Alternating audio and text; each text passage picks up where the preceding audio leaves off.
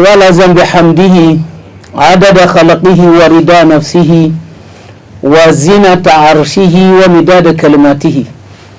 اللهم صل على محمد وعلى آل محمد كما صليت على إبراهيم وعلى آل إبراهيم وبارك على محمد وعلى آل محمد كما باركت على إبراهيم وعلى آل إبراهيم في العالمين إنك حميد مجيد. اللهم إنهم في ذمتك وحبل جوارك فقهم فتنة القبر وعذاب النار وأنت أهل الوفاء والحق فغفر لهم وارحمهم إنك أنت الغفور الرحيم. اللهم عبيدك بنو إمائك احتاجوا إلى رحمتك وأنت غني عن عذابهم.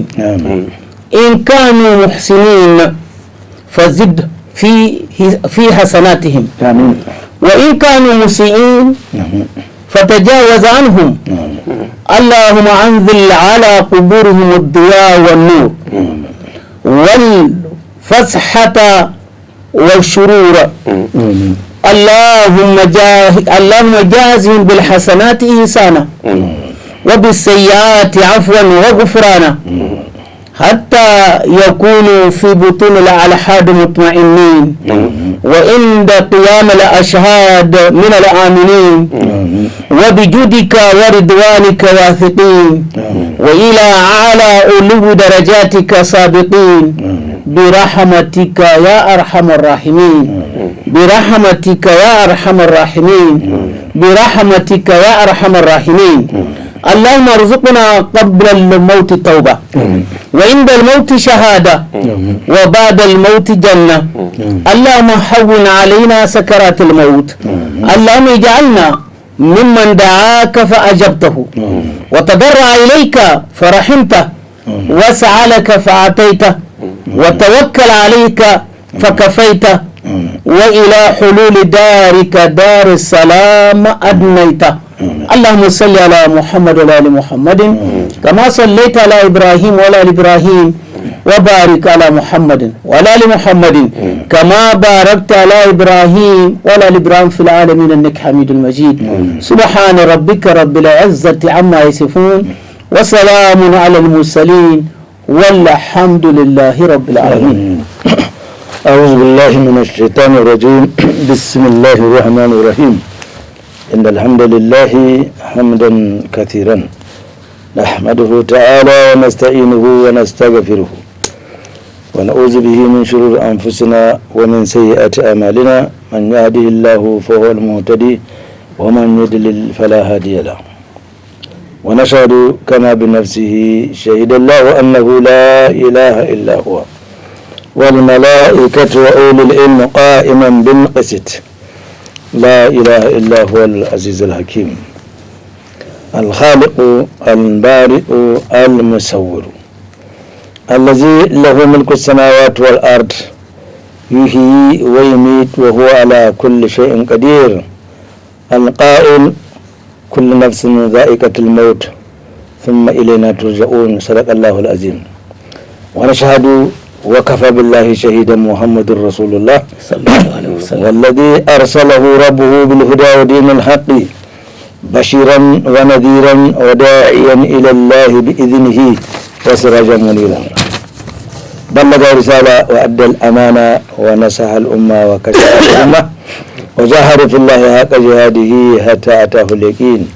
خاتم النبيين وإمام المجاهدين الذي لا ينطق عن الهوى إن هو إلا وحي يوحى علمه شديد القوى. والذي جاء بكتاب عزيز لا يأتيه الباطل من بين يديه ولا من خلفه تنزيل من حكيم حميد.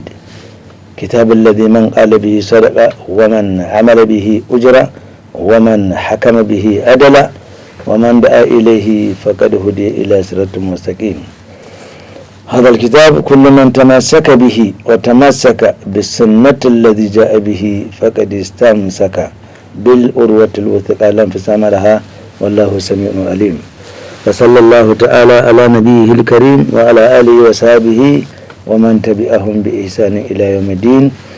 رب اشرح لي صدري ويسر لي أمري وحلل عقدة من لساني يفقهوا قولي. اللهم لا سهل إلا ما جعلته سهلا وأنت تجعل الحزن إذا شئت سهلا فعلمنا ما جهلنا وذكرنا ما نسينا وزدنا علما. ثم أما بعد السلام عليكم ورحمة الله وبركاته. وعليكم السلام ورحمة الله تعالى وبركاته. Chers frères et chères sœurs, notre pays est en deuil. Notre pays est en train de vivre une situation, une fois encore, dramatique, très grave, je dirais même véritablement gravissime.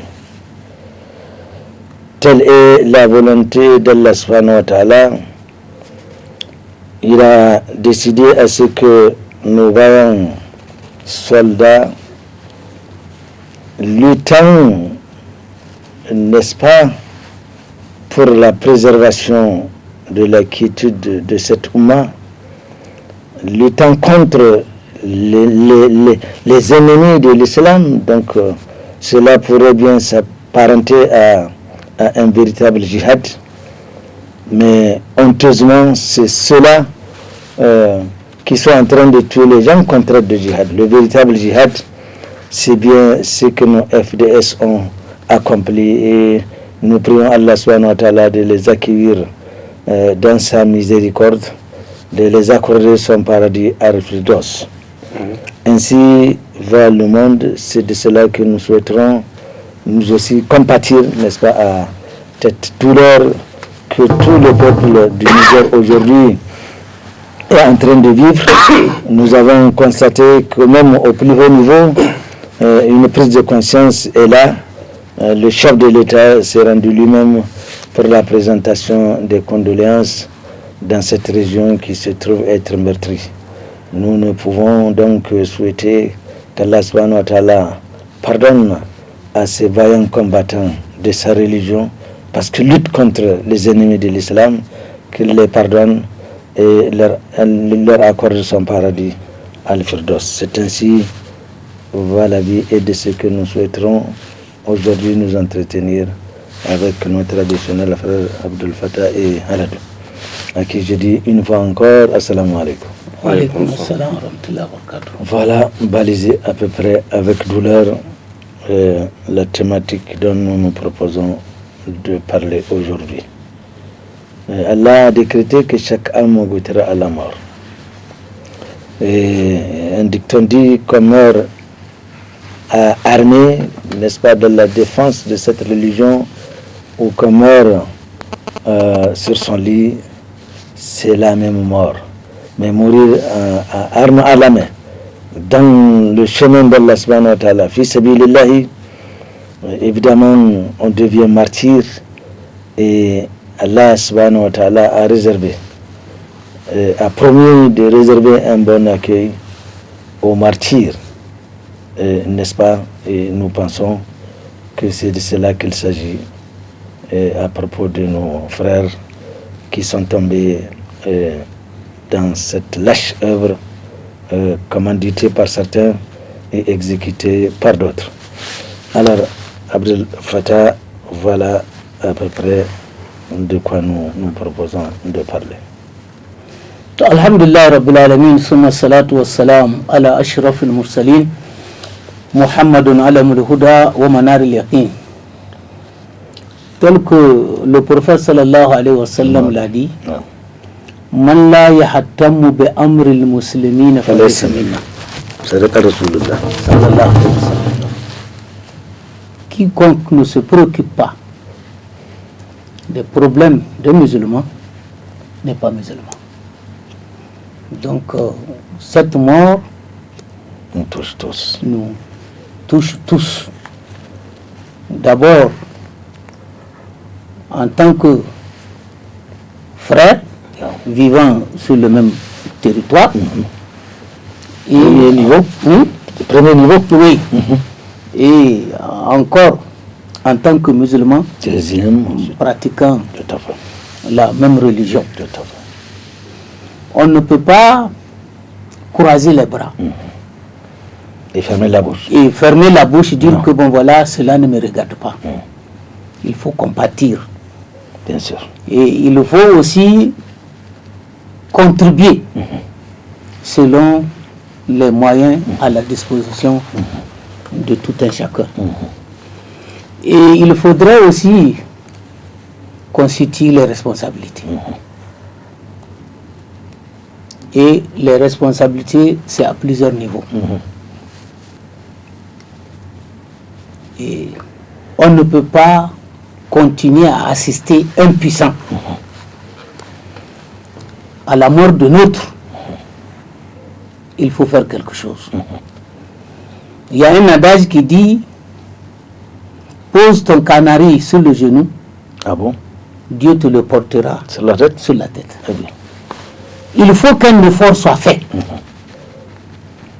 Et il faut qu'on soit conscient de ce mal dont nous vivons. Puisque cela n'a pas débuté ni hier ni avant-hier. Ça fait déjà maintenant des années. Et il faudrait éviter aussi d'être fataliste.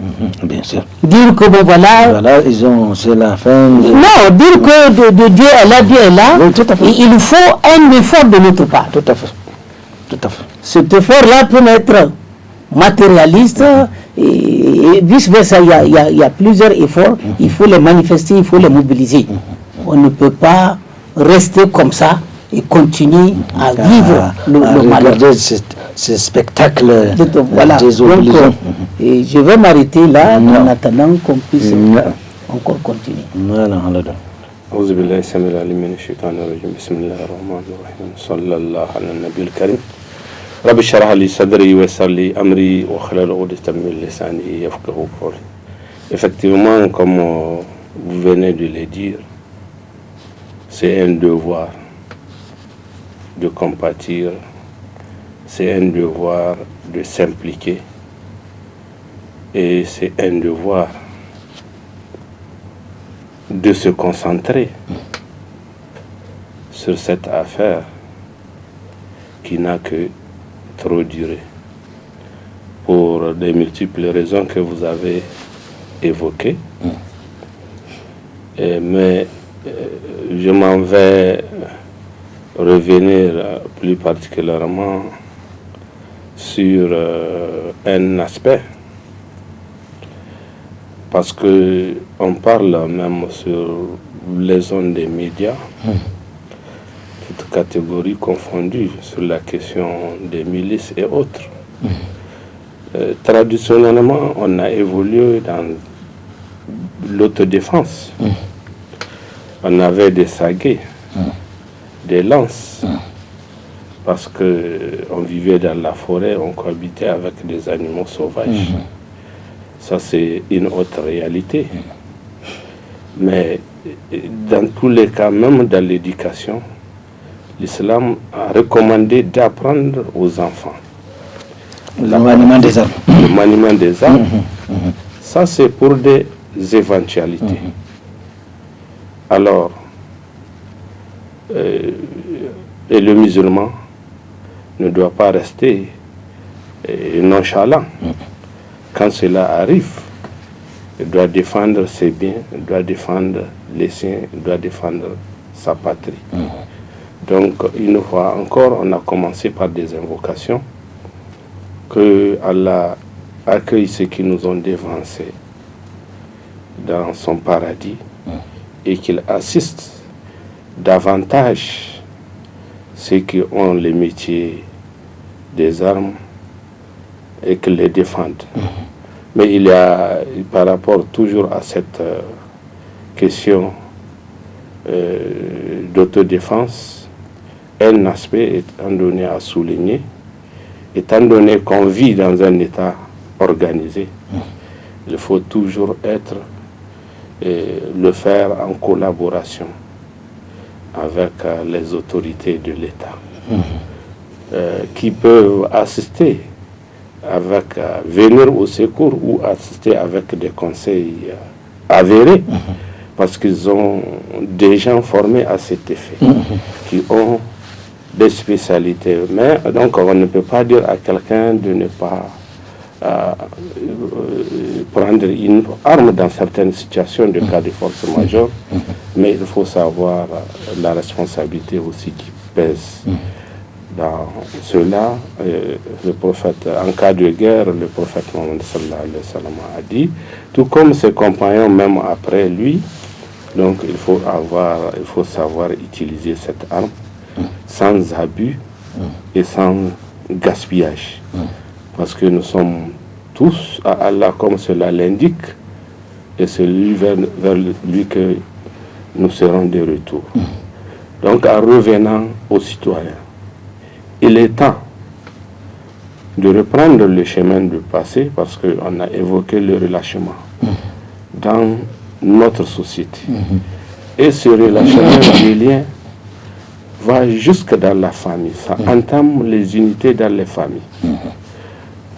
Dans les familles, à telle enseigne que les uns ont tendance à ne pas entendre les cris de détresse des autres.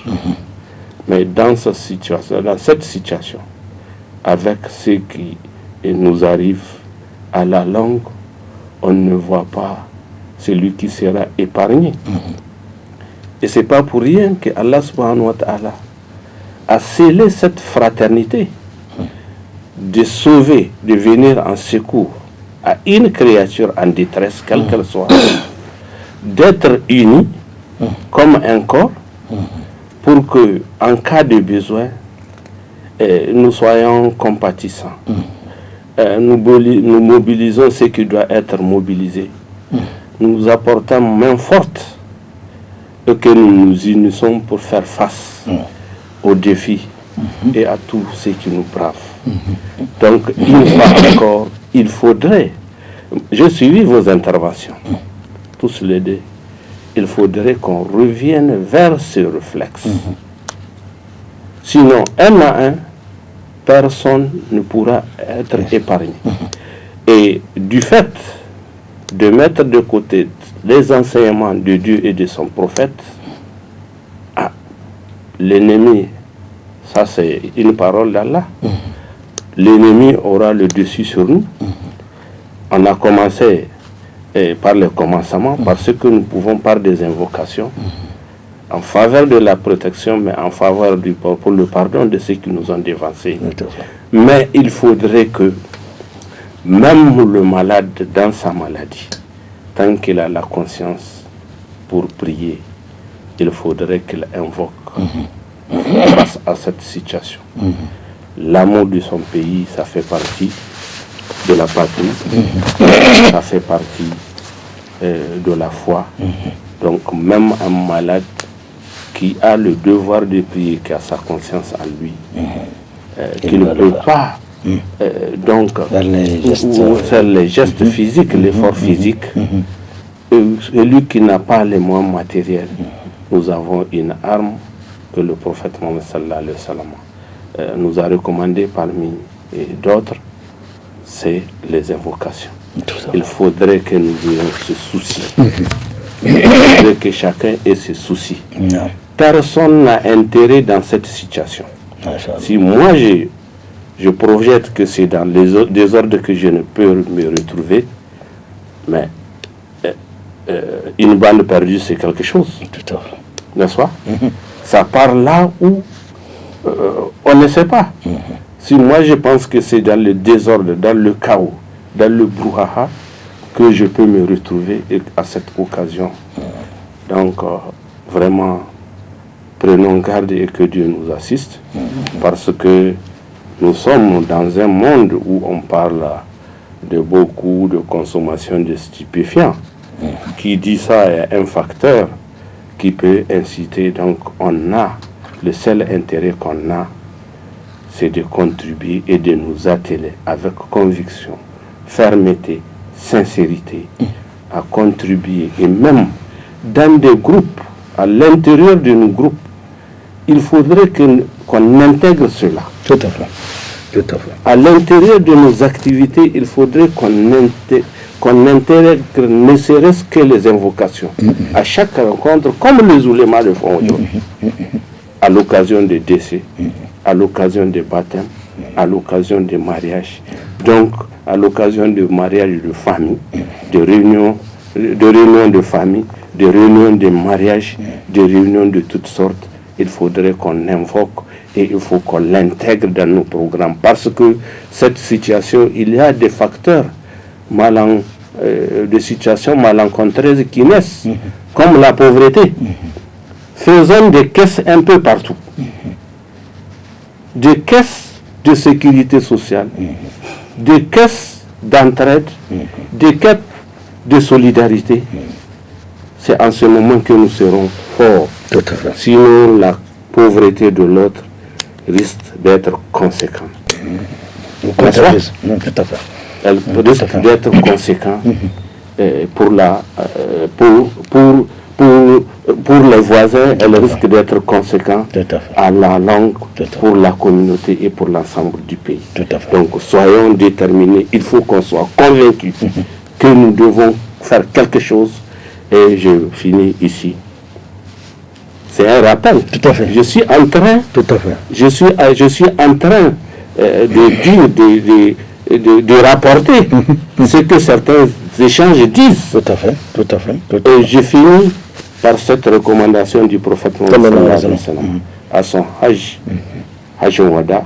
Certains leur a donné l'occasion de m'écouter ce que je rapporte. À la suite des échanges au sein de notre communauté, il faudrait qu'on s'implique, il faudrait qu'on prenne conscience qu'on est en train de s'engouffrer, qu'il y a un malheur qui arrive. Donc, le prophète Mohammed a dit que celui qui a écouté, qui a entendu très net à ceux qui ne sont pas là, jusqu'à ce que ceux qui ne soient pas là comprennent. Mieux que ceux qui ont entendu, qui ont suivi, qui ont écouté. Donc partageons ces idées de bien vouloir. Et il faut qu'on convainque les gens. Ce sont de poser, comment dirais-je, de pointer la responsabilité de l'autre. Il faut que je sache que j'ai une responsabilité. J'ai un devoir. Donc elle est partagée. Ainsi, si nous devons considérer cette situation comme étant une épreuve, et c'en est une quand même, dans la mesure où c'est un événement qu'on impose à cette population. Alors, si c'est une épreuve, il faudrait que chacun en prenne conscience. Tu as tout à l'heure parlé de la responsabilité collective. Et nous savons que Allah subhanahu wa ta'ala a prévenu toute communauté par le fait que même si c'était par la faute de certains individus que une punition est arrivée ou une épreuve, parce que nous savons par excellence le croyant devant une épreuve, il a 3 attitudes à prendre. Enfin, pas le croyant. De façon générale, devant une épreuve, il y a 3 attitudes à prendre. Soit on se laisse comme ça, c'est-à-dire on croise les bras, et on se fait vaincre, forcément. Soit on fuit et on risque d'être poursuivi et toutes les chances également qu'on soit rattrapé. Soit on affronte cette épreuve Et c'est bien ce que même, justement, le Coran a incité quand nous prenons la vie à Médine, où il était question d'aller à la guerre de Tabouk. Cette guerre a tamisé les vrais croyants des hypocrites. Où Allah subhanahu wa ta'ala interpella ceux qui ont la foi. Ya ayyuhalladhina amanu ma lakum idha qila lakum infiru fi sabilillah ithaqaltum ila al-ard araditum bil hayati dunya min al-akhirah fama mata'ul hayati dunya fil akhirati illa qalil. Allah pose la question au Coran, qu'est-ce que vous avez? On vous dit de vous élever. Donc ce mouvement concernant cette épreuve, tout le monde doit se sentir concerné. Autant les autorités doivent faire ce qu'elles ont l'obligation de faire, autant la population concernée doit également savoir comment se comporter, mais de façon générale, tous les Nigériens que nous sommes, nous devons nous sentir concernés par cela. Alors, il faudrait qu'un mouvement, comment va-t-il être organisé? Et il faudrait, ne serait-ce qu'en termes de soutien, on a vu aujourd'hui ce qu'on regrette, et il faut le dire, on n'a pas encore entendu ces organisations de la société civile, compatir à ces... C'est-à-dire, on aurait dû souhaiter avoir que tous les syndicats, par exemple, toutes les formations sociopolitiques et autres, ensemble, qu'on sache qu'on est derrière notre pays, nous aimons notre pays et que tout le monde vraiment compatisse à sa manière, ne serait-ce que par des communiqués, par des dénonciations, etc. etc. Mais Allah dit au Coran, qu'est-ce que vous avez envie de le faire? Vous vous asseyez, vous vous allez dire. Allah dit, aurions-nous aujourd'hui, ne serait-ce que pour la manifestation de l'amour de notre pays, mais tout le monde doit se sentir vraiment concernés comme si c'est ses propres parents qui sont, et c'est nos propres, tu l'as bien dit, il y a des nouveaux, c'est nos frères, nous sommes Nigériens, nous sommes musulmans, donc il y a beaucoup de choses qui nous rattachent à ces derniers. Ils sont là aussi pour, n'est-ce pas, surveiller notre sécurité. C'est peut-être pour cette raison que nous dormons comme nous voulons. Donc il faudrait que quelque part nous agissions en bloc comme un seul individu, donc derrière nos autorités, afin de faire face à cet événement. C'est pas quelqu'un qui viendra nous défendre, ce n'est pas possible. La meilleure défense qu'on puisse avoir, c'est la sienne, parce qu'au moins là on est sûr qu'on se défend quelles que soient les circonstances. Mais si c'est quelqu'un qui doit venir demain vous défendre, et s'il n'est pas là, comment vous allez faire? Donc ça, il faudrait que tous les Nigériens, vraiment ensemble, nous nous sentions concernés et que chacun à sa manière manifeste vraiment son délai. Moi, ce que je voudrais dire, Non. d'abord, nous sommes des musulmans. Et le Coran nous dit,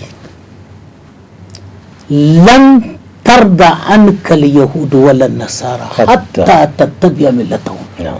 Jamais juifs et chrétiens ne seront jamais d'accord avec vous, musulmans, tant que vous ne suiviez pas Leur voix. Aujourd'hui, quels sont nos alliés? Avec qui est-ce que nous traitons? Des gens qui, à haute voix, arrivent à nous dire que nous n'avons pas d'amis, nous n'avons que des intérêts. Des intérêts, et ce slogan est toujours à l'ordre du jour. Fils Abilillah, réfléchissons sur ces deux phrases-là.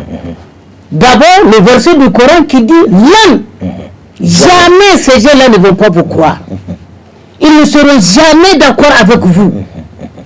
Et eux-mêmes, ils vous attestent. Nous, on n'est jamais avec vous. Hein. On ne va pas amener nos parents mourir pour vous. Non. Mais alors, fils Abilillah.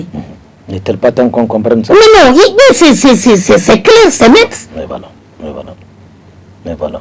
C'est clair, c'est net. Mais voilà. Mais tant qu'on ne fasse pas un effort Nous-mêmes. pour appliquer le Coran Tout à fait. et refuser ce que cela cherche, mais on ne sera jamais en paix. C'est sûr. Surtout au vu de certaines déclarations aujourd'hui. Sur le plan politique, chacun dit que bon, le Niger est riche. Et J'arrive. Quand est-ce que tous ces problèmes-là ont commencé? C'est quand on a découvert le pétrole et autres. Et il suffit qu'un pays soit riche pour qu'il ait des problèmes. C'est sûr. C'est sûr. Mais la richesse du Niger est une convoitise. Et ces gens-là, ils veulent notre richesse. Et ils nous créent des problèmes. Et en même temps, ils veulent dire qu'on vous sécurise. Mais même s'ils doivent nous aider. Mais on ne peut pas confier notre sécurité dans la main de quelqu'un et nous on est derrière dire que non, c'est ça ne peut jamais marcher. Ça ne peut pas marcher. J'arrive. Il faudrait voir comment est-ce que ces gens-là, ils nous tracent tout, je vous dis. Jusque même comment vivre avec nos familles. C'est eux qui nous ont dit, vous ne faites pas démocratie, c'est fini. On a tous couru pour aller faire démocratie. Ah, démocratie, il faut que ça soit du le pluralisme. Pour nous diviser. Oui, pour nous diviser, sachant que nous, on est déjà habitués à un chef qui parle à une autorité devant nous. Et que tout le monde exécute. Et on est venu maintenant casser tous les liens de parenté. Ah oui, parce qu'à travers les partis, tu es dans tel parti, je suis c'est pour ça. On est venu de rendre abrutis, de casser nos systèmes éducatifs. Ah, pour nous avoir davantage, on est venu, nos mœurs, on a tout cassé, dire que bon, il faut maintenant libéraliser le sexe. Jusqu'à ce qu'aujourd'hui, on a Allah subhanahu wa ta'ala nous dit de nous méfier d'eux. Et c'est eux qui nous tracent une ligne de conduite et on suit chaque fois. Et mais comment voulez-vous qu'on soit en paix? On ne peut pas l'être. Ça va être difficile. Oui, l'un dans l'autre, il faut se poser la question effectivement, comment est-on arrivé là? Mais voilà. Justement. Il faut attaquer le mal par la race. Quand on regarde l'évolution sociopolitique de notre pays, on venait d'abord de la colonisation, très schématiquement. On s'est retrouvé dans la démocratie avec Jori Hamani. Une démocratie. Oui, une démocratie. Mais il faut qu'on comprenne, effectivement, on s'est laissé faire. Et on nous a disloqués. Mais je reprends la question, comment est-on arrivé là? À l'autre temps, nos systèmes de valeurs étaient solides. Avec toutes ces sèves nourricières, nous avons une tradition forte qui éduque. Nous avons l'éducation religieuse musulmane. Nos us et nos coutumes. Oui, nos us et nos coutumes, c'est ça justement la tradition. Nos us et nos coutumes. Très fort, très solide. Et regardez, malgré la crise qu'il y a eu au temps de Jori, n'est-ce pas? Même quand l'État a continué, les gens ont continué, dans la population a continué sa vie dans la coexistence pacifique. Même au temps du régime qu'on appelle régime d'exception. Et il y avait ce système qui a été utilisé pour servir l'État. Bougou, Gaïa, Samaria, c'est-à-dire on a utilisé pour servir l'État. Et volontairement, c'était dans notre sang, c'était dans notre éducation. Mais après, on a amené, on a dit revenez à la démocratie. On avait un parti unique et on a dit non, il faut décrisper. Multipartisme, allez-y, voilà la source du mal. Le père va dans l'autre côté, le fils va dans l'autre. Dans un village de 700 habitants, vous pouvez trouver autant de représentations. Les amis se sont quittés, les parents se sont quittés pour que chacun tente sa chance, la quête, n'est-ce pas, d'intérêt pour diriger un parti, pour avoir un parti. Voilà un peu, à résumer très schématiquement, comment on est là. Et maintenant, qu'est-ce qui s'est passé? On nous a affaiblis. Dans la même famille, on peut avoir deux candidats. pour un poste de conseiller, pour un poste de députation. Alors, voilà, il faut qu'on comprenne ça. Mais aujourd'hui, la meilleure solution, il faut retourner. Qu'est-ce qu'on a perdu? Ça, c'est à résumer. Qu'est-ce qu'on a chose, sans parler d'autres aspects des questions de l'impérialisme, on a comment on appelle l'impérialisme avec ses capitaux, tout ça là. Sans parler de ça, donc à résumer, il faut qu'on comprenne qu'on a des valeurs qu'on a laissées. Et vous avez dit, l'épreuve là, ça arrive de deux façons. Quelle qu'en soit ta piété, Dieu a promis de t'éprouver. Bien sûr. Tout comme cette épreuve, elle peut venir du fait de certaines transgressions. N'est-ce pas? Donc aujourd'hui, la meilleure façon pour pouvoir s'en sortir, c'est de revenir sur le rail. Ouais. Il faut une grande sensibilisation.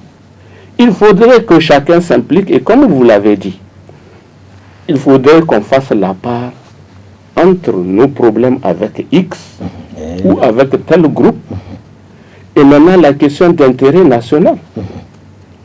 Je peux revendiquer mes droits, partir les chercher, mais quand il s'agit de questions d'intérêt national, on doit s'interpeller entre nous, comme vous venez de le dire. Les syndicats, les groupes sociaux, tout, on a un même pays, nous sommes une même communauté. Il y a le devoir du voisinage, il y a le lien de parenté. Il y a l'islam qui... Il y a l'islam. Déjà même, ce hadith-là suffit. Oui. J'arrive. Dans lequel le prophète sallallahu alayhi wa sallam dit que les musulmans sont comme un corps. Oui, c'est le corps. Oui, c'est voilà. J'arrive. On a essayé maintenant de mutiler le corps. Oui. Et comment le corps va se défendre? Voilà, donc c'est justement vers là que je m'achemine. Effectivement, c'est comme ça. Mais alors, en islam, nous avons la sauce nourricière. Regardez, aujourd'hui, chacun est convaincu en tant que musulman qu'il va retourner vers Allah. Incessamment. De façon inattendue. Mais qu'est-ce qui va nous arranger ici-bas et à l'au-delà?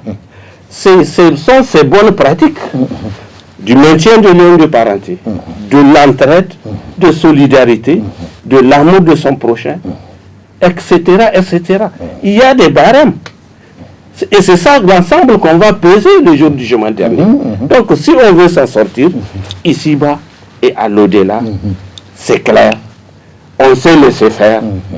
Et jusqu'à on est tombé, il faut le répéter, dans ce que le prophète Mohammed sallallahu alayhi wa sallam interpellait un jour ses compagnons. Il disait, je m'en vais et je le vois. C'est quoi? Il le voit, Al-Kawthar. N'est-ce pas? Il n'a atteint Al-Kawthar. Je le vois. Et je m'en vais. Il a dit à ses compagnons, il attire leur attention. Je ne crains pas pour vous. Donc, il ne craint pas pour leur foi. Même après son départ, il ne craint pas qu'ils vont renier la foi. Mais il craint pour eux le matériel. Parce que c'est le matériel, quand le matériel va arriver, il va les diviser. Et c'est ça, nous sommes à la quête du matériel. Et la parole, les hadiths du prophète sont toujours conformes au Coran. Allah dit Al-Hakum Takathar Hatta Zirtum al-Maqabir. La recherche du bas monde vous divertit jusqu'à ce que vous visitiez les tombes. Et c'est dans cette situation, il a dit, quand le bas monde va arriver, il va vous diviser et il risque de vous détruire comme il a détruit ceux qui sont venus avant vous. N'est-ce pas? Et c'est dans cette conséquence, l'un dans l'autre, qu'on est arrivé. Mais comment faire? Chacun n'a qu'à revoir ce qu'il y a à lui-même. N'est-ce pas? Dieu ne change jamais le destin d'un peuple. Ce sont des pointés. Jouons ma carte. Il faut que je prenne ma responsabilité sur ceux qui me sollicitent. Parce que je sais qu'au moins il y a la récompense de Dieu. Et je sais que je suis en mission sur terre par rapport à ça. N'est-ce pas? Je suis en mission divine, donc je joue ma responsabilité. C'est ça, par rapport à ça qu'on va me payer, je serai récompensé. Et c'est par rapport à cette bonne œuvre qu'on va payer le jugement dernier. Idem, notre réussite, notre victoire, ici-bas, et avoir l'assistance de Dieu, c'est en ça, en cela. Donc, il faut qu'on revienne à Dieu. Même si j'ai quelque chose à revendiquer, moi, je joue ma responsabilité. Je balaye ma porte, n'est-ce pas? Je contribue là où je dois me contribuer. Et c'est ce que le prophète Mohammed sallallahu a conseillé. Même si tu reproches quelque chose à une autorité, par exemple, tu as ton devoir, elle a son devoir, n'est-ce pas? Donc, vous tous, vous serez interrogés. Tout à fait. Donc, il faut savoir t'en sortir. Ma mort n'attendra pas celle de l'autre. Tout à fait. Attendre, verbe attendre. Donc, voilà, il faut qu'on comprenne l'un de l'autre. Nous avons été victimes de quelque chose. On s'est laissé faire. Donc, il faut qu'on revienne sur les rails. Tout à fait. Savoir ce qu'il faut faire. Absolument. Comme vous avez parlé des syndicats, des choses, il faut qu'on comprenne que, en dehors des objectifs principaux, il y a des défis qui se posent. D'abord, qui m'interpellent individuellement et collectivement, nous devons organiser, faire un volet qui doit contribuer à la solution du problème global. Tout à fait. Une communauté, elle est toujours unie. Absolument. Et qu'on le veuille ou pas, l'un dans l'autre, sans consulter X de telle position, sans consulter qui que ce soit, sans consulter, c'est comme ça qu'on nous retire de cette vie. Tout à fait. Oui ou non? Tout à fait. Donc, revenons à Dieu. Et qu'est-ce que l'islam a recommandé? Face à l'épreuve, n'est-ce pas? C'est quoi? Il n'y a pas d'autre solution si ce n'est pas le retour vers Allah. En cas de décès, en cas de perte, en général, qu'est-ce qu'il faut réciter? Il faut faire les zikr. Si tu as des biens, il faut enlever, il faut aider. Prélève la zakat. Parce que la zakat aussi, quand ça reste dans une richesse, ça peut être un porte-malheur. Tout à fait. Oui ou non? Tout à fait. Tout à fait. Il faut prélever, il faut aider les nécessités. Là, tu contribues directement ou indirectement à la solution de tous les problèmes. Parce que aujourd'hui, on laisse l'oncle souffrir, on laisse le neveu souffrir, on laisse l'orphelin souffrir quand on a les moyens. Et de l'autre côté, l'autre souhaite la destruction des biens de l'autre. On calomnie, on sabote. Nous sommes en train de nous mettre le couteau dans la plaie. Et ça ne peut qu'accentuer ou multiplier le malheur. Que Allah subhanahu wa ta'ala nous en préserve. Qu'Allah subhanahu wa ta'ala nous en préserve. Vous avez tantôt parlé de la division de la société. Et c'est vrai, on a connu cette division depuis l'apparition de ce qu'on peut appeler aujourd'hui la démocratie, dont aujourd'hui certains jurent. Et cette démocratie n'est rien d'autre qu'une invention iblisiste. Iblis, la'anatullahi alayhi, a d'abord inventé l'autocratie, c'est-à-dire le pouvoir. Nous voyons toujours ce cratie par lequel Satan utilise.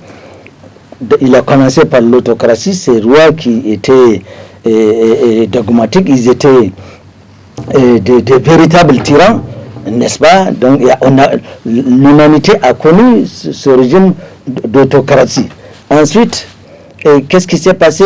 Iblis a également imaginé, à partir du moment où les gens de l'église ont constaté que les rois avaient cette audience, et eux aussi qu'ils avaient, alors Satan les a fait insuffler l'idée, eux aussi, d'avoir ce qu'on appelle la théocratie. Nous voyons toujours le cratie qui vient, donc le pouvoir, qui veut tout simplement dire que le pouvoir que détenaient les gens de l'église, c'est un pouvoir qui vient de Dieu, et c'est ça la théocratie. Ensuite, Iblis a également pensé dans la société, il y a des gens qui ont des biens. Et Satan a fait en sorte que il y a cette invention aussi de l'aristocratie. Nous voyons que donc le pouvoir le pouvoir détenu par des gens soit qui sont nobles, c'est-à-dire si tu n'es pas le fils d'un chef, tu ne peux pas accéder à ce pouvoir, etc. Ensuite, il y a cette invention aussi ibliciste de plutocratie, c'est-à-dire le pouvoir des gens qui étaient complètement riches, donc eux aussi, ils voulaient commander l'humanité. Et la population, donc, à un moment donné, en avait assez de cette autocratie, de cette théocratie, de cette aristocratie, de cette plutocratie. Et ce n'est qu'après, Satan a inventé la démocratie, qui veut tout simplement dire le pouvoir du peuple, par le peuple et pour le peuple. La définition vient de l'éminent homme politique américain, Abraham Lincoln, qui dit la démocratie, c'est le pouvoir du peuple, par le peuple et le peuple. Nous voyons dans la démocratie, il n'y a pas Allah là-dedans. Le peuple se conçoit sa constitution, il fait ce qu'il veut. Or, ça, on nous l'a imposé en tant que musulmans, n'est-ce pas? Et cela a contribué justement à séparer les gens. Ça a divisé le Niger, ça a divisé les régions, ça a divisé les villes, c'est rentré dans nos maisons, on a séparé, vous avez tantôt parlé, le père est à gauche, le fils est à droite, l'oncle est au milieu, et c'est sérieux. Et l'enfant peut insulter ses parents. Parce que c'est la démocratie, c'est la liberté, n'est-ce pas? Elle a ses principes, l'islam aussi a ses principes, donc nous voyons qu'il y a une opposition. Donc c'est ce qui fait que aujourd'hui, un malheur touche le pays. On voit ce qui se passe dans certains pays que je ne veux pas nommer. Quand il y a un problème qui touche tout le pays, mais tout le monde laisse de côté ses sensibilités, son parti, etc. Et on vient ensemble défendre le parti. C'est ce qui devait être fait. Quand tout à l'heure je parlais des partis politiques qui semblent n'avoir rien entendu, ou je ne sais pas, etc.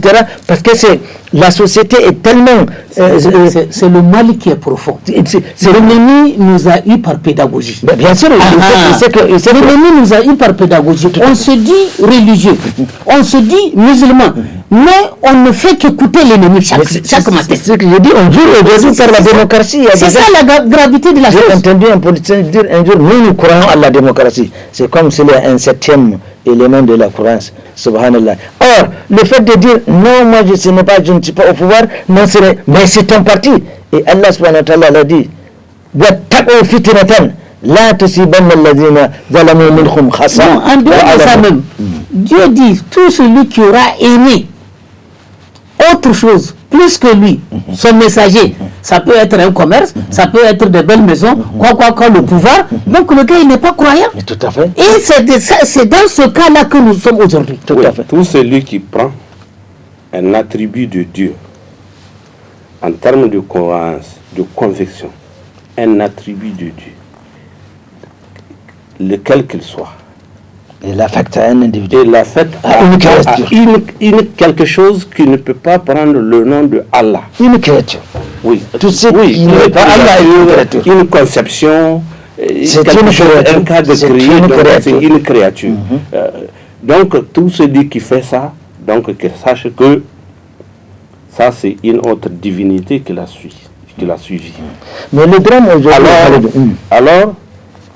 Alors, c'est pourquoi je le répète, il faut qu'on comprenne que quelque part la cause de la situation d'Anna, si ça pouvait arriver ailleurs, ça peut être compréhensible. C'est une conception d'homme en homme. Si ça arrivait dans un autre pays où les gens sont carrément traditionnels, n'est-ce pas? N'est-ce pas? Ou dirigés par une conception, un système en tout cas politique de direction, de gouvernance conçu par des grands-parents. Si ça arrivait comme ça, on peut comprendre. Mais toi qui as Dieu, qui as ta conviction, n'est-ce pas? Donc toute action te rapporte quelque chose, ici-bas et à l'au-delà. Si tu prends en tout cas quelque chose qu'on appelle Allah, tu lui attribues comme étant ta secours, la meilleure chose qui va faire tourner le monde, qui va faire marcher les choses, qui va faire réussir, qui va développer, c'est le plus grand faux pas qu'on puisse faire. C'est pourquoi, pour ne pas prêcher dans le désert, la meilleure façon, c'est de nous repentir on a été trompé, nous avons été quelque part plus ou moins complices. Il faut qu'on sache revenir. Parce que c'est ça l'apanage, c'est ça notre secours. Et c'est pourquoi nous vivons cette situation. Mais regardez, je le rappelle, aujourd'hui on sent qu'on court de gauche à droite, de façon effrénée à la recherche du bas matériel. Pourquoi? Parce que, qu'est-ce qui a convaincu les gens? Aujourd'hui, même dans la plus grande détresse, certains n'écoutent pas. Ils ne donnent pas à cause de Dieu. Il n'y a plus la compassion, la rahma. Hein?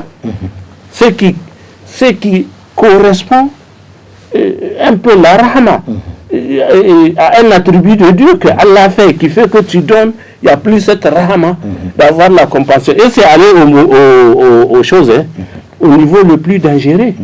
Or, Allah a semé toutes les ressources, quelles qu'elles soient, pour que nous buvions, nous mangeons, nous nous habillions, pour que nous adorons, pour qu'on contribue, n'est-ce pas, pour son adoration, pour qu'on contribue entre nous. Je m'en vais finir. Je vais vous raconter là où ça nous a amené. Moi, j'ai connu 2 exemples. Un imam m'a dit, à cause de 30 000 francs de location, 15 000 par mois, 2 mois, on l'a chassé de chez lui. Où sont les musulmans? Pourtant, il fait son commerce. Mais Dieu l'a éprouvé qu'il n'arrive pas à prendre la famille et payer la location là. Mais où est la solidarité? Est-ce que parmi les gens qui méritent d'être aidés, quelqu'un qui vient, qui vous dirige la prière, qu'il pleuve ou qu'il neige, il vient vous donner la prière. Il laisse son commerce, il vient vous donner la prière. Est-ce qu'il y a quelqu'un parmi les gens qui méritent d'être aidés? C'est lui. Avoir quelqu'un, plusieurs personnes, 1000 francs, 2000 pour payer quelqu'un qui va venir. Et je peux multiplier les exemples. Bien sûr. Comme ça. Bien sûr. Dis même, mais il faut qu'on sache qu'il y a quelque chose qui est intervenu. Ce que je gagne, c'est le matériel devant. Comme Allah l'a dit, on pense que gagne, garde, accumule, mange seul, il ne faut pas que la pauvreté arrive. N'est-ce pas? On pense que c'est le matériel qui va nous sauver. Or Dieu a dit, c'est moi qui t'ai donné. Voilà les volets où tu dois mettre, où tu dois. Mais voilà aussi, quelque part, pourquoi cette épreuve? Certes, quelque part, on nous a entraînés à travers des programmes, mais si on avait gardé ce réflexe d'entraide, de solidarité, de création, d'amour du prochain, mais d'esprit d'entreprise aussi, n'est-ce pas? Il n'y a pas de ce métier. Le musulman ne doit pas faire de grosses têtes, dire qu'il ne fait pas tel métier. C'est la recherche du licite qui compte pour lui. Mais alors, il y a un autre facteur, c'est le fait d'avoir laissé tous ces textes de côté. C'est vrai. Et c'est Bangouachadji.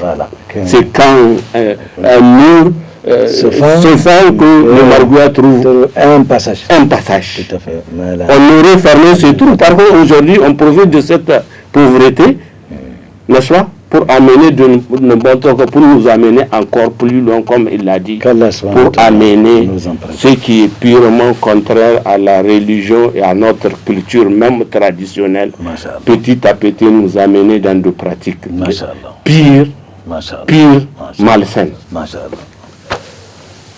Notre problème, on a délaissé le Coran, on a délaissé les pratiques du messager sallallahu alayhi wa sallam, et on a écouté l'ennemi. C'est ce qui nous a amenés ici là. Et voyez, la morale islamique nous dit ihzaru dunya, méfiez-vous du bien matériel. Aujourd'hui, grand nombre parmi nos frères s'intéressent à la responsabilité et au bien matériel. Alors que le messager nous dit sallallahu alayhi wa sallam, 2 hyènes affamées que l'on a trouvé dans un enclos. Qu'est-ce qu'on peut imaginer? dégât, n'est-ce pas? Le prophète a dit, sallallahu alayhi wa sallam, ce n'est pas là-bas que se trouve le dégât. Le dégât se trouve plutôt dans le cœur du musulman qui a l'amour de deux choses, qui aime le pouvoir et qui aime le matériel. Et c'est ça qui nous a conduit à cette situation. Je peux matérialiser Yahoudou et Nasara comme Harout et Marout dans le Coran, qui ensorcellent les couples pour les diviser. Et cette fois-ci, ceux-là, ils nous ont divisés, ils nous ont séparés de notre Seigneur. Et pour avoir quelqu'un, pour le rendre esclave, il faut le séparer de la religion. On nous a séparés de la religion et on nous a rendus abrutis. Voilà. Voyez, toutes les lois démocratiques s'opposent aux lois religieuses. Vrai ou faux? On pense qu'avec la démocratie, l'homme ne doit pas avoir un frein qui l'empêche de faire ce qu'il veut. Alors, La liberté absolue. la liberté absolue. Alors Que l'ennemi qui nous dicte cette loi-là, pour nous dire qu'il faut qu'on l'applique dans nos façons de vivre de tous les jours, lui, il le fait pour son compte à lui. C'est pour gagner ce qu'il cherche auprès de nous. Et nous, on n'arrive pas à réfléchir. On ne peut pas avoir le Coran et avoir encore les hadiths et être abruti. C'est pas possible. Et être encore vaincu. C'est pas possible. Voilà là où se trouve le problème. Si toutefois on veut sortir, on veut être gagnant dans cette affaire-là, il faut revenir à Dieu, ne pas écouter l'ennemi. Nous sommes assez mûrs, nous sommes assez matures. On connaît tout, même si on n'a pas les moyens pour faire certaines choses. Mais il y a le partenariat gagnant-gagnant. Mais pourquoi chaque fois nous, on doit être partout dominés? Pourquoi? Et Allah a dit وَمَنْ يَتَوَلَّ اللَّهَ وَرَسُولُهُ وَالْمُؤْمِنِينَ فَإِنَّ حِزْبَ اللَّهِ هُمُ الْغَالِبُونَ. Non. Bon, on a tout ça là, pourquoi? Donc, En résumé, on se fait avoir chaque fois. L'essentiel est là avec nous et on ne l'utilise pas. ouais. le plus grand danger, c'est qu'on nous a divisés et nous sommes incapables de nous. On a accepté la division. Non, bon, c'est pourquoi... J'arrive, depuis la conférence nationale, quand on nous a dit que bon voilà, éviter de dire que bon, je ne sais pas, j'ai oublié le mot, c'est-à-dire exclure Dieu dans nos comportements. Non, il ne faut pas dire assalamu alaikum. Non, même pas le dire. C'est-à-dire que nous, en tant que musulmans, on nous dit d'exclure Dieu dans nos pratiques. Il y a une évolution par rapport à ça. Non, j'arrive à dire, maintenant, c'est théoriquement. Mais dans la pratique, ça continue à exister. Oui, c'est vrai. Et quand on va dire à un ministre qu'il ne peut pas autoriser aux gens d'avoir une mosquée dans un service, qu'est-ce que ça veut dire? Non, ça va pas. Mais alors, mais enfin, ça va, on a évolué par rapport à ça. mais je vous ai dit, l'ennemi nous a eu comment? Par pédagogie. Oui, tout à fait. Mais voilà, j'arrive à dire, si aujourd'hui l'ennemi parle, vous l'écoutez, c'est un point de gagner, il a gagné peut-être quelques centimètres. L'année prochaine, il revient. Et ainsi de suite. Voilà comment on a été eu.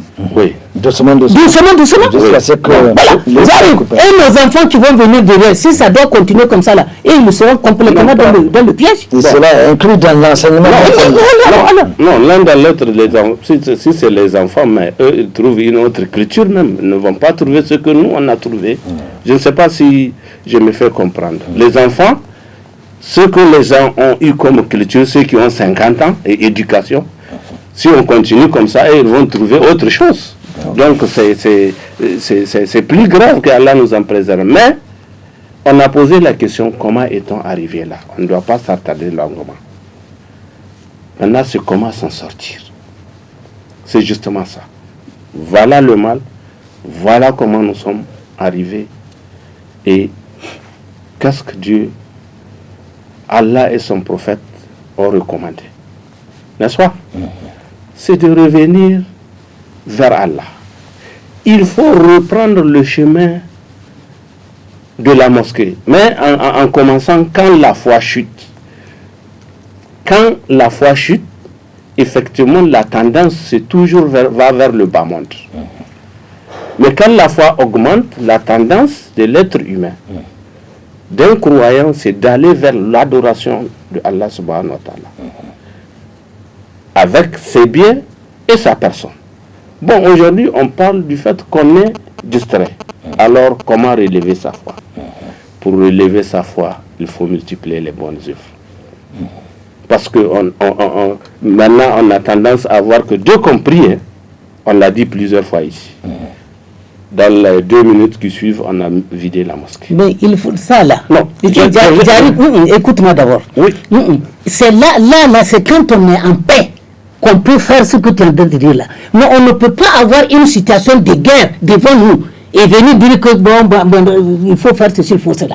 Maintenant, j'arrive. C'est comment gagner la guerre, comment sortir de cette situation de guerre. C'est ça qu'il faut. Non. Le Coran nous a dit il faut mobiliser toutes les forces, toutes les stratégies pour vaincre l'ennemi. Maintenant, c'est de ça qu'il s'agit. Oui, très bien, l'un dans l'autre. Quelqu'un qui n'a pas la foi ferme, n'a pas la conviction, comment est-ce qu'il va répondre à ton appel? Il faudrait œuvrer pour que sa foi remonte d'abord. Il faut qu'il prenne l'arme, la voix de Dieu, avoir plus de conviction, plus de foi. Quand tu dis donne à cause de Dieu, il est convaincu, Dieu a dit de donner et il peut donner parce que Dieu va le récompenser. Mais c'est la chute de foi.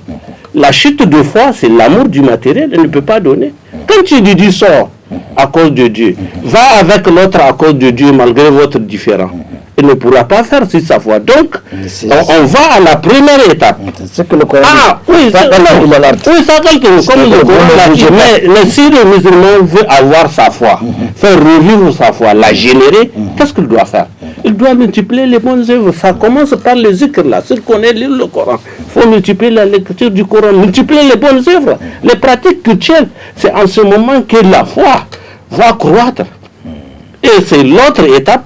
Justement, ça suit, mais toujours dans ce stade de régénération de la foi, il faut mettre sa foi, il faut mettre ses biens. Il y a la foi, il y a la prière surrogatoire, la lecture du Coran. C'est comme ça qu'on relève la foi. Si on a refusé aux autres, il faut donner. C'est seulement que Dieu va nous faire miséricorde. Les autres sont là, tu as bouffé de leur droit. Tu les as empêchés. Tu dois leur donner. Dieu t'a dit dans le Coran, leur donne. C'est avec la multiplication des autres bonnes œuvres, le prophète a dit que la foi augmente et elle diminue. Il est important, si on veut agir, il faut multiplier les bonnes œuvres. Et ensuite, cet aspect qu'il évoque là, on en a déjà parlé. Dès le début, vous avez dit il faut qu'ensemble qu'on ait le réflexe de s'unir. C'était la première étape du débat.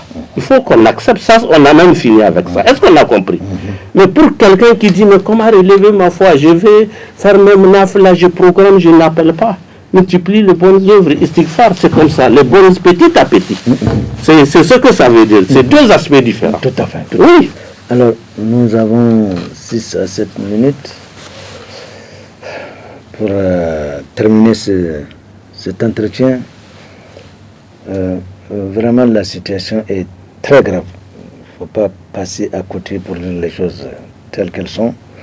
Donc, une prise de conscience générale doit être de mise, que chacun doit se sentir concerné. Cette situation ne pourra changer que quand nous-mêmes, nous aurions pris la décision de la faire changer conformément à ce que Allah subhanahu wa ta'ala nous a dit. Inna Allah la yughayyiru ma biqawmin hatta yughayyiru ma bi anfusihim. Allah ne saurait changer la situation d'un peuple, d'une communauté, que quand cette communauté aura elle-même décidé de son changement. Mais le verset est inquiétant, la suite du verset dit wa idha arada Allahu bi qaumin su'an fala maradda lahu wa ma lahu min dunihi min wal. Et quand Allah subhanahu wa ta'ala, nous sommes prévenus, nous ne cherchons pas à ce que la situation change, mais sachez que Allah subhanahu wa ta'ala a dit quand il va nous éprouver et que sa frappe, sa riposte, elle est imparable, et nous devons donc en prendre conscience. Que ceux qui s'imaginent que cette affaire presque ne les concerne pas, je mets cela entre guillemets, parce qu'ils ne sont pas peut-être dans les affaires. Parce que c'est ça le raisonnement aujourd'hui que la démocratie nous a inculqué. Nous ne sommes pas au pouvoir, c'est pas nous qui sommes au pouvoir. Alors, il y en a même qui cherchent le délit sur le pouvoir. C'est ça, regardez le danger de la démocratie. Vous cherchez le malheur parce que vous n'êtes pas au pouvoir, etc. Vous ne m'avez pas laissé épuiser mon idée tout à l'heure. L'amour de ces deux-là, le pouvoir et le matériel, qui extirpe la foi du musulman. Comment les deux enfants de Adam, l'un a tué l'autre? C'est à cause de quoi? À cause d'une femme, la beauté d'une femme. Kabila et Habila. Oui. Aujourd'hui, l'ennemi qui est devant nous, qui est en train de nous tuer, ce n'est pas les juifs, ce ne sont pas les chrétiens dont Allah subhanahu wa ta'ala en parle. Ce sont nos frères même encore qui sont devant nous. Qu'est-ce qui les a poussés à venir nous combattre? Ce n'est pas le manque de foi. Parce que si nous avons tous la même foi, nous devons conjuguer. Oui, c'est des gens qui disent la ilaha illallah. Est-ce que c'est ça que l'enseignement de la ilaha illallah qu'ils sont en train d'appliquer? Et pourtant, ils se disent musulmans. Oui, mais ceux-là, il faut pouvoir leur expliquer exactement c'est quoi l'islam. Il faut trouver une solution à leur problème pour qu'ils n'agissent pas de cette façon. Pour réussir dans sa vie, il faut avoir la foi. Pour ne pas commettre de crimes, il faut avoir la foi. C'est de ça il s'agit. Tout à fait. C'est de ça il s'agit. Il nous faut craindre Allah subhanahu wa ta'ala. Et le Coran a décrit le véritable Coran. Parce qu'aujourd'hui on a l'impression qu'il y a beaucoup de munafoutais. Il faut chercher ceux-là. J'ai une image là dans mon portable. Après qu'on ait tué nos frères, il y a des gens qui sont venus en moto, qui ne sont pas des peaux claires, qui sont des noirs encore qui les achèvent. Mais ceux-là, ce sont des frères à nous. Et on peut même connaître certains parmi eux. Mais est-ce que ceux-là, c'est ces gens-là dont on pense? Est-ce que donc à dire que c'est pas parce que tu as dit la ilaha illallah qu'on doit te considérer comme musulman? Je pense qu'aujourd'hui, il y a une remise en cause de cela. Il ne suffit pas de le dire, il suffit aussi de l'appliquer. Parce qu'en tuant ces gens-là, ils disent la ilaha illallah. Voilà. C'est ce qui est... Vous trouvez des gens dans le mosquée, vous les tuez. C'est ça. Et vous tuez vos frères musulmans, vous dites Allah Akbar, vous êtes content. Oui, et il prie sur le gars comme quoi c'est fini, il a fait la shahada. Ça me rappelle cette image-là, il y a très longtemps, c'est-à-dire il y a deux groupes de musulmans. Il y a une corde, ils tirent. Un groupe dit la ilaha illallah, la ilaha, l'autre dit Allahu Akbar, Allahu Akbar. Ils ne se rendent pas compte qu'ils sont en train de dire la même chose. Mais le fait que, souvent aussi c'est ça le drame, le fait de ne pas s'écouter. Oui, en fait, là j'ai résumé, peut-être c'est ma dernière intervention. Oui. C'est revenir sur les rails là. Parce que quand on dit sur les rails, on nous a dit de lire le Coran. C'est comme une lettre de Dieu qu'il m'a adressée à moi, à nous tous. Il faut que je lise pour connaître Allah. Il faut que nous mettions en pratique, n'est-ce pas, ce qu'il a dit, que ce soit dans le volet des relations sociales, que ce soit dans les dépenses matérielles, que ce soit dans l'aspect culturel. C'est en ce moment que nous allons vivre notre vie de communauté musulmane. N'est-ce pas? Et c'est en ce moment que nous avons à voir. Donc, je le répète, quand nous allons vivre l'aspect culturel, l'aspect spirituel et les dépenses matérielles, c'est en ce moment Dieu nous a dit de mettre notre bien et nos personnes dans l'adoration. Et qu'est-ce qu'il a promis? Donc, si vous aidez Allah, c'est en ce moment que Allah va mettre la victoire de votre côté. Mais vous avez tout dans les mains. Vous avez tout dans les mains. Vous laissez vous prêter foi à autre chose comme étant votre secours. parce que l'engagement de Dieu que Dieu a pris pour vous. Il dit même ne vous faites pas de soucis si vous êtes courant. Tout à fait. Vous l'aidez, il va vous l'aider. Et l'aider, voilà la condition, c'est qu'il faut faire. Masha'Allah. Masha'Allah. Donc, Masha'Allah. si on aide Allah, Allah va nous l'aider. En résumé, on n'a qu'à mettre, nous investir dans l'adoration de Dieu, comme il l'a dit. Tout à fait. Au lever, au coucher, il y a ce que le prophète Mohammed sallallahu alayhi wa sallam. Dans les relations sociales, je le répète, mais aujourd'hui, à force d'être démocratisé, on est si divisé que tu souhaites malheur à ton voisin, à ton collègue, à ton parent. C'est comme ça la société. En 2 minutes. Oui. Et que chacun sache qu'il va mourir. Et chacun va recevoir le bilan de son comportement sur cette terre. Et chacun va rentrer dans sa tombe lui seul. Et chacun sera ressuscité seul. Et chacun essaie de penser à son stationnement devant Allah subhanahu wa ta'ala. Et qu'il y aura 2 maisons à visiter. Il y a 2 sites, il n'y a pas un troisième. Donc voilà, le paradis ou l'enfer. Voilà, qu'Allah subhanahu wa ta'ala alors nous en préserve. Amen. Nous avons essayé d'être au présent, n'est-ce pas, concernant la situation de notre pays. Nous allons continuer à prier. Allah va toujours nous éprouver. Il a dit وَلَنَبْلُوَنَّكُمْ بِشَيْءٍ مِنَ الْخَوْفِ وَالْجُوعِ وَنَقْصٍ مِنَ الْأَمْوَالِ وَالْأَنفُسِ وَالثَّمَرَاتِ وَبَشِّرِ الصَّابِرِينَ الَّذِينَ إِذَا أَصَابَتْهُمْ مُصِيبَةٌ قالوا إِنَّا لِلَّهِ وَإِنَّا إِلَيْهِ راجعون. Revenons à Allah subhanahu wa ta'ala et prenons nos précautions pour défendre notre pays. C'est ça le croyant. Le croyant va dire bon, je vais rester prier. Non. Il faut prendre ces prédispositions et pour se défendre. Ça c'est les musulmans au départ ils n'ont commencé la guerre, c'est d'abord une guerre défensive. Ils sont attaqués et nous sommes dans la même position. Alors nous devons savoir comment le défendre, mais alors tous ensemble, il faudrait que nous partagions ce malheur et afin de lui trouver ensemble une solution. Haladou, tu nous fais une prière. كلا سبحانه وتعالى آمين بارك على محمد وعلى ال محمد كما باركت على ابراهيم وعلى ال ابراهيم في العالمين انك حميد مجيد ربنا لا تؤاخذنا ان نسينا واخطانا ربنا لا تحمل علينا اسرا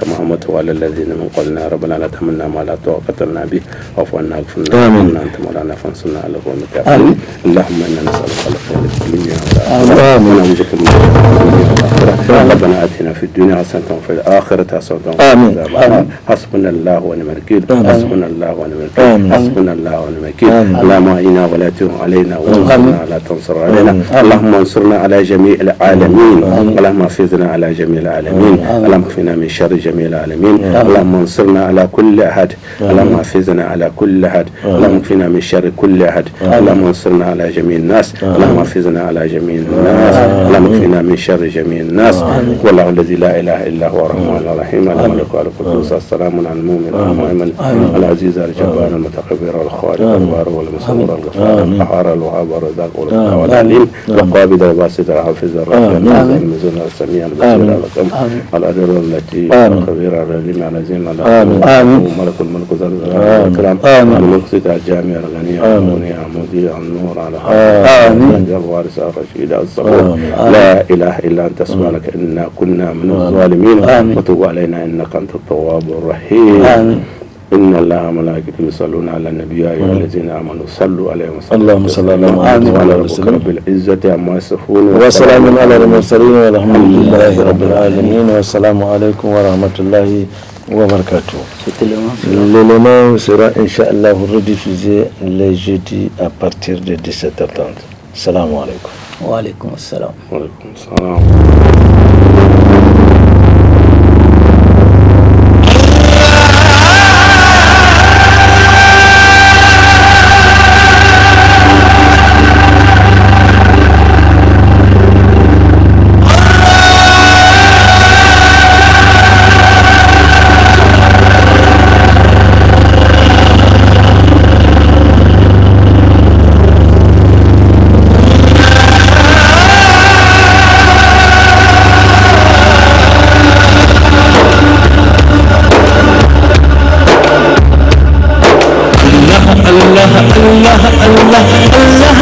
Allah